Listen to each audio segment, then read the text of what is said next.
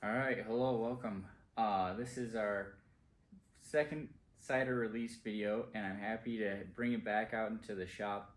On the first video, because of the wind and the weather, it was too loud and noisy out here, and I couldn't effectively film a video for you all. But part of these Cider Club release videos, as well as monthly updates, I wanted to showcase different pieces of equipment in our process and show you how we're growing and changing, and also give everyone a little bit of an education on what we're doing. So just give everyone an explanation of the backdrop. We have some fermenters here that I'm going to talk to, and then behind me is our really cool walk-in cooler. We'll get to that in another video, but there's some good artwork on here, and then over here we have our ciders for the release that we're going to talk to, and then some random junk in the background. So first and foremost, this video is geared a lot towards our Cider Club members and the release that's upcoming. And I want to just go through that quickly. So this month we have some regular players. Our standard Saintly Chris will be in here.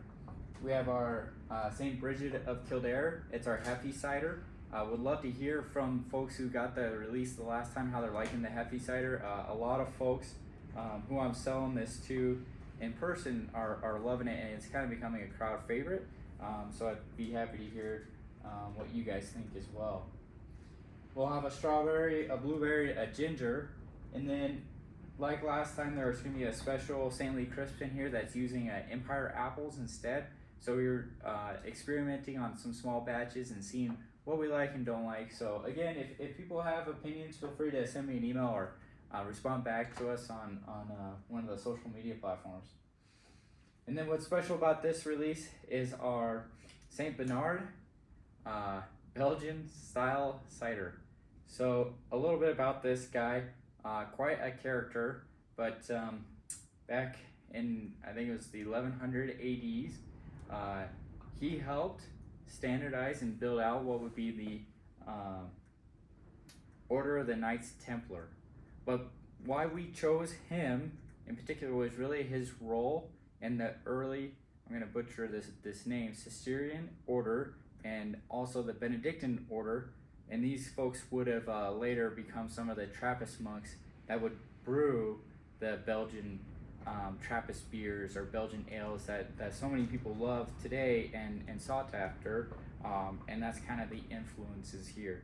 So one of the special things we did put on this can on the side here is a Benedictine cross. So the Trappist monks today, as well as the Cistercians, follow the Benedictine rule, and that would have been something that even St. Bernard in his time in the Reformations that they were doing to the orders would have still followed.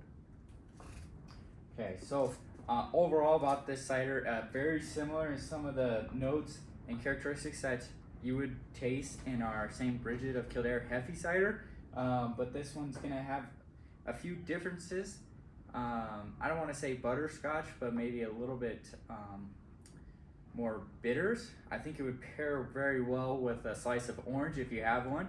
But happy to hear what you guys think. I really enjoy it so far, and I'm very pleased with it. So in the Cider Club, one of my goals is to keep doing special releases like this for our special club members, but also getting that out to our overall customers. And where I wanted to drive the passion of the cider company is showcasing what we can do outside of just added sugars and different flavors, but bringing in different yeast profiles and making them work in different environments than they're intended to be.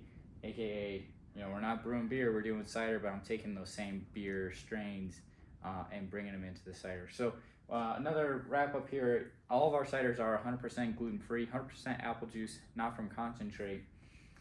Some of these do have a little residual sugar in them when we packaged them, and that's just apple juice there. So one of the things I got to do is make sure we keep our alcohol content at 6.5%.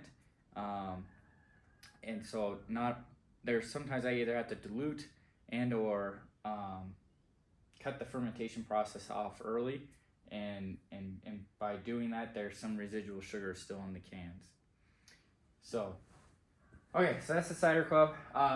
Next, a little bit about the cider making process. I figured as I introduce different components, we should start at ground zero and where we pick up our juice and then begin fermenting it. So these suckers are starting to become one of my favorites. They're 31-gallon fermenters. They're made out of a special plastic, but they work great. I have different tapping ports at the bottom as well as easy access to the top.